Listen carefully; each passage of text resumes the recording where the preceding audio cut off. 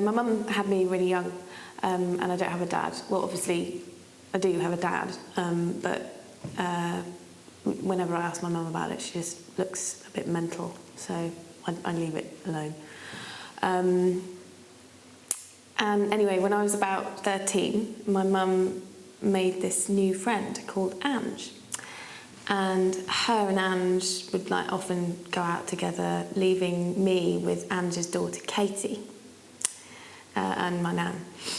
And yeah, Katie was my age and hot. Yeah, even though she didn't go to the same school as me, I could tell she was like one of the popular ones. So I felt pretty lucky about the whole thing. I don't think she was as thrilled as I was at the prospect.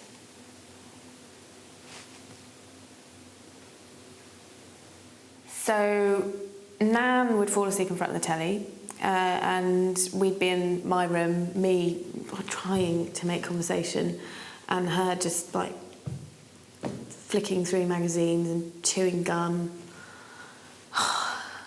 And yeah, then one day I did this impression of her mum, who she hated, and she laughed a lot. And yeah, and after that things kind of changed. She'd like talk to me about her mates, boys she liked, and her secret, which was that she'd never been kissed. Yeah, and that she was scared, you know, she didn't know what to do, would she be crap, that kind of thing.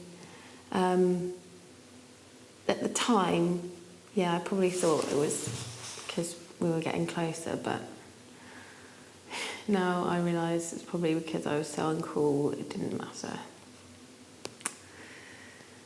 One day, she told me that a boy had asked her out on a date, and yeah, she was a bit panicked, like clearly it was a crisis situation. I mean, the whole kissing thing was imminent, so I casually suggested that she practice on me.